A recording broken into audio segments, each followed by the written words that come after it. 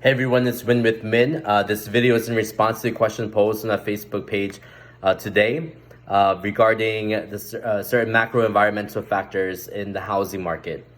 So I want to say, first of all, facts over fear, and human reaction drives the scenario. So be calm, cool, and collected, especially when speaking to your clientele about these issues happening and the circumstances that surrounds us in this marketplace. So I'm going to go over 4 topic areas. The first is the housing market and how it's being impacted.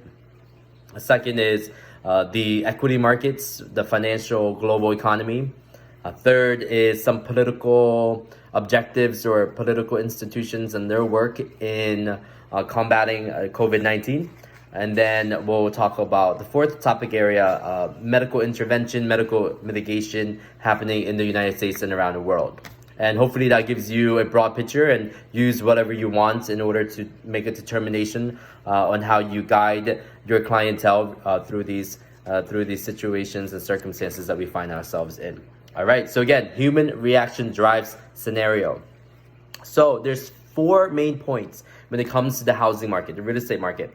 1, we all know this, all-time low interest rates.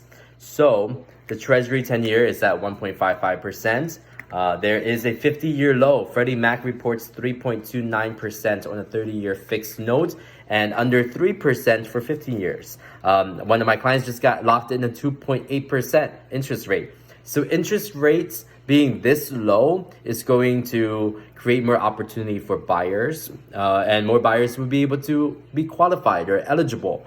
And then also it might drive up the competition. So maybe the price will increase. We can look at, it's easy to look at potentially a 67% housing price appreciation due to the fact that more buyers are eligible.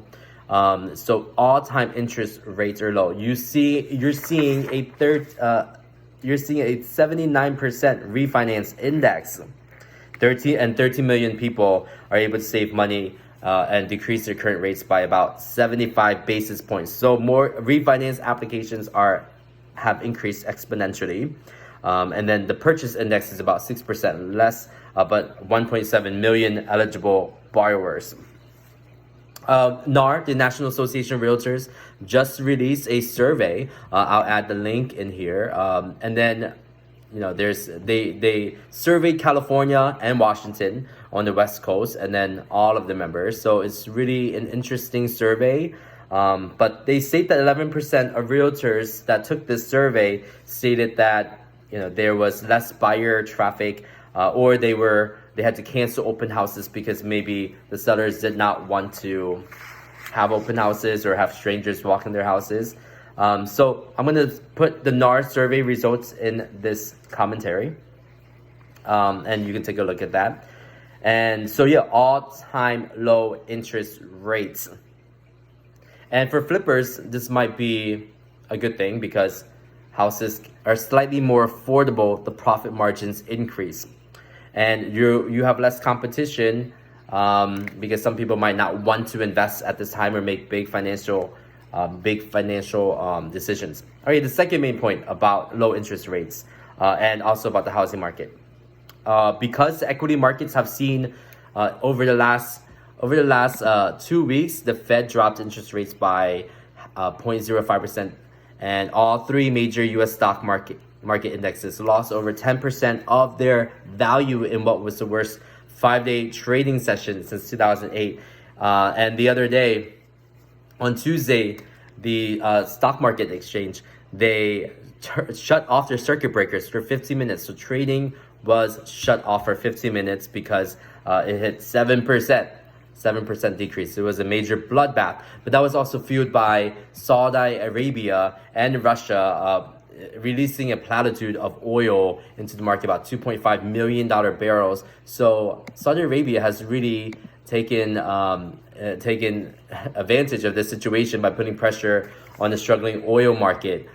So stocks, people are liquidating probably some of their funds, mutual funds, hedge funds, stock markets, moving their money from equity markets into what they believe are safer safer investment opportunities. So that includes real estate, especially long-term real estate. So rentals, we saw during the economic crash of 2008, which was because of subprime mortgage interest rates and the authentication and verification of documentation for buyer screenings, which has changed now. The rules of the Consumer Financial Protection Bureaus have made it a little bit more regulated in the mortgage industry.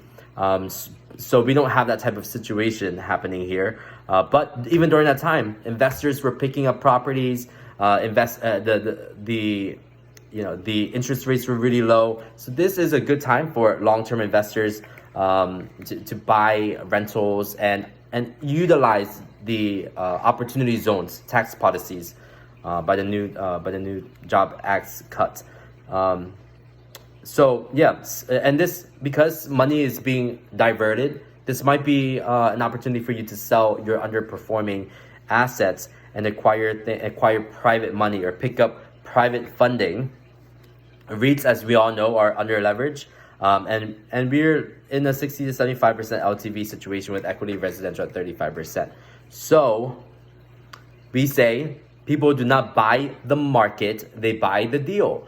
So smart investors are going to ask, like, what is the rate of return? What is the capitalization rate? What is the gross rent multiplier? What's the cash on cash return? So those things are deal on deal specific based on a pro forma, right? And Philadelphia has never seen a boom and has never seen a bust. So we definitely are protected, and we do not have the type of infections that we've seen across the United States and across other countries in the world. So the United States at this point, is still a smart investment. It's still a smart investment. We see foreign investors looking at rentals and looking at particular investment properties and portfolios here in the United States. Third main topic when it comes to the housing market. All right, reduce access to materials. So the supply chain disruption, we're talking about substitution of supplies.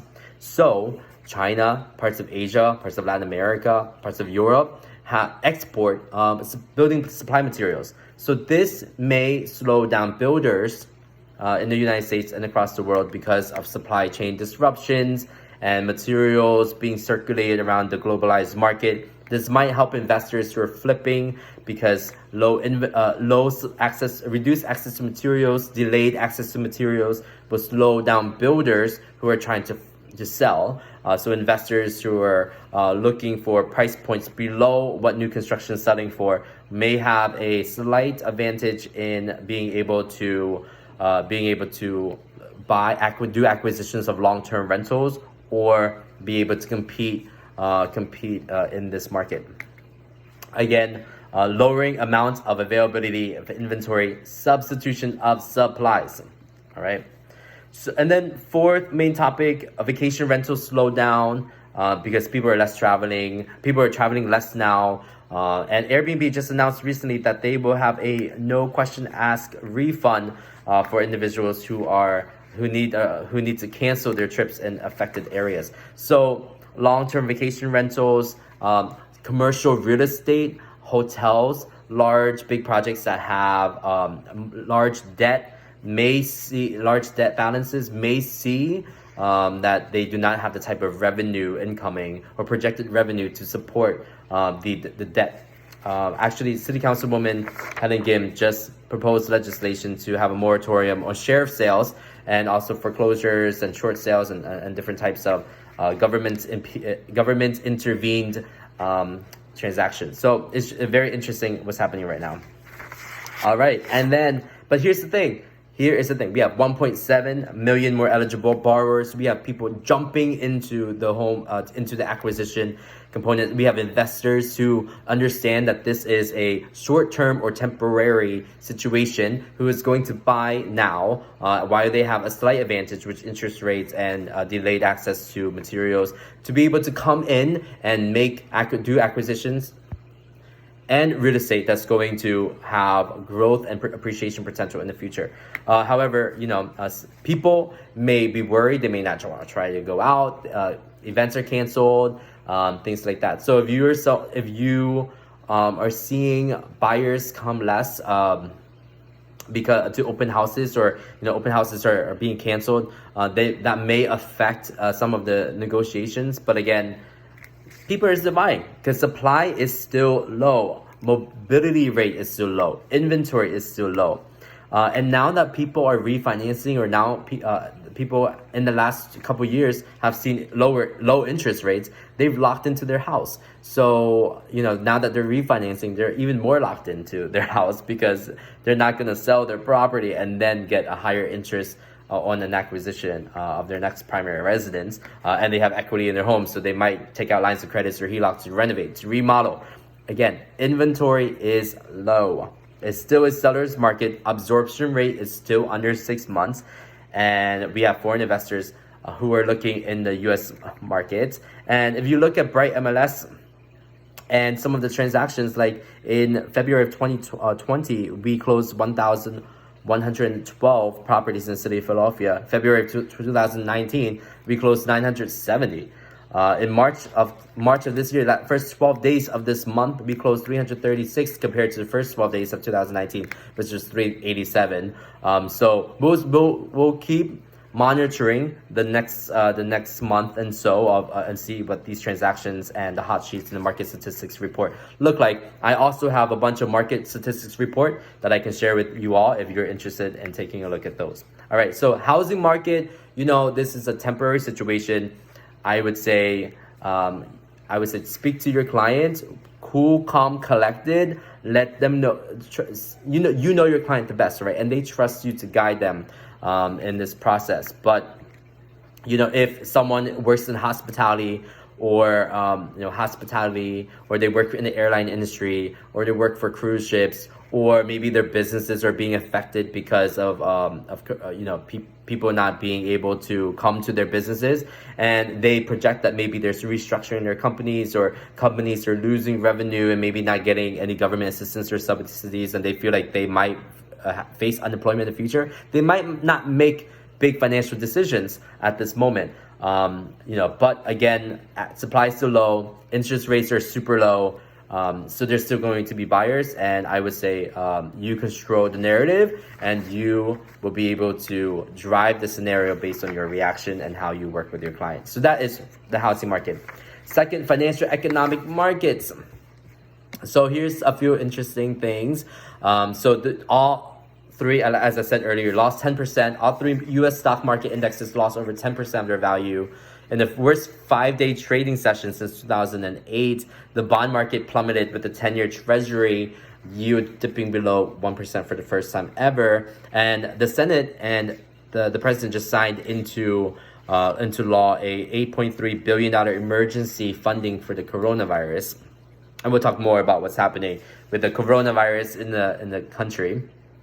So it's obvious what's happening right now. We are at mitigation procedures at this moment in our country's history.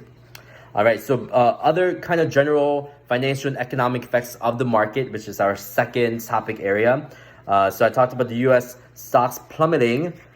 We are now in a bear market. The bull market has ended. Industries like the airline industry, loss of $113 billion projected for 2020. Cruise ships, 26% drop. Hotels and hospitality, vacancies have increased. Revenues and prices have decreased. And so this is about a $1.7 trillion effect that's happening right now. But here's the thing. Stock market goes up, goes down, goes up, goes down. And so this might be a time to liquidate some assets that is not going to recover for a long period of time. And then maybe do some purchases of stocks and shares that are lower right now, lower price per share. And because that once the coronavirus, there's a vaccination in the next 12 months, then those will reclaim their original pricing, or back to recovery pricing. So you might want to buy now and then sell later when that particular industry is going to recover. And these airline industries, 5 years, 6 years, they've had record-breaking profits. Cruise ships companies, so they have enough revenue and profit to buoy some of this effect for the short term, and also the government also has some capability of protecting these industries, and it's like a monopoly, so it's gonna be fine. They're gonna be fine. Yeah, and then once people start picking up again in the next year, they'll be able to resume all of their activity. Right now, air flight tickets are low, so take advantage if you're choosing to fly, but everyone determine their own risk. Okay. And talked about Saudi Arabia. So you're going to see gas prices drop. Saudi Arabia, Russia is trying to dominate the market with just massive amounts of oil at this point. They're playing really cutthroat. So international demand for oil is too high. Political. All right, so in the city of Philadelphia, 1,000 people have been ordered to self-quarantine. One person has presumably been tested positive for coronavirus. Montgomery County in the greater Philadelphia area, has seen the most presumptive cases of coronavirus, and there are now closures in schools and different events. The NBA has suspended games for the season. Big events, big situations, big gatherings, political rallies have all been affected. We may see voting in the primaries in the next couple of months become affected by this situation. I think their mail-in ballots are going to be very high this year. And so I think politically it's going to be, politically overall, the entire institution is going to be affected. All right, so last thing I would talk about is the medical component of this. So coronavirus, so in the United States, we've only tested 4,900 people. So we've tested less than 5,000. China was testing 200,000 people per day. South Korea was testing 15,000 people a day.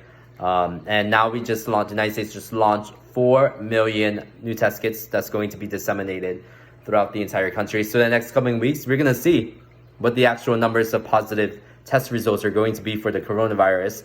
And again, $8.3 billion have been allocated by the House of Representatives, the Senate, and signed into appropriations bill by the president. In January, when the Shanghai Public Health Center released a genetic sequence, medical facilities and research institutions across Asia and all around the world have been racing towards the construction of a vaccination that's going to be able to withstand efficacy and safety trials by the end of the year for deployment sometime end of this year, beginning of next year. So we have about an 8-month to 12-month process before deployment of vaccinations, and until then, we'll see how the infections will spread and what's going to happen.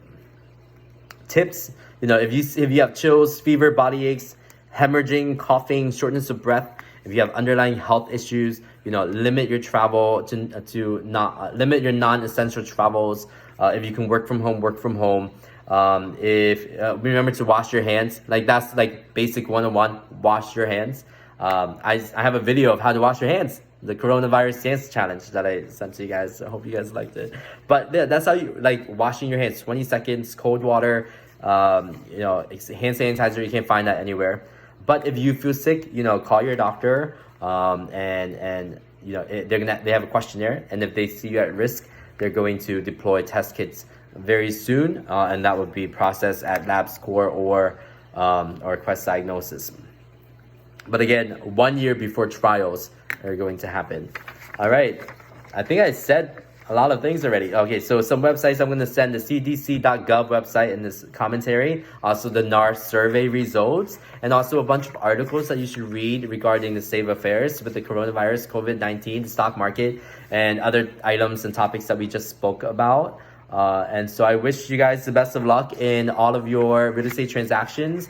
And calm them down, because we control the narrative, and our reaction is going to influence people's decision making. So again, facts over fear, human reaction drives the scenario, and use your due diligence when you're traveling Make sure that you have wipes, you have hand sanitizer if you can find any. If you're doing open houses, make sure that you use caution. No shaking hands anymore. Like, I think that's acceptable now. Elbow everyone. And so we're just gonna have to wait on this testing results. But in the United States, 1,190 something people have been infected, over 30 deaths in the United States, but we've only tested 4,900 people, whereas other countries have tested a lot more. So once these 4 million test kits are deployed, we'll get some actual numbers in the upcoming weeks, and then we'll see from there. All right. So good luck with everyone's transactions. So hope you have a great spring market. Despite this, and if you guys want to talk more about this topic really intrigues me. I've been following it. Oh, that just touched my face. All right, I'm gonna self-quarantine. Winning with Min.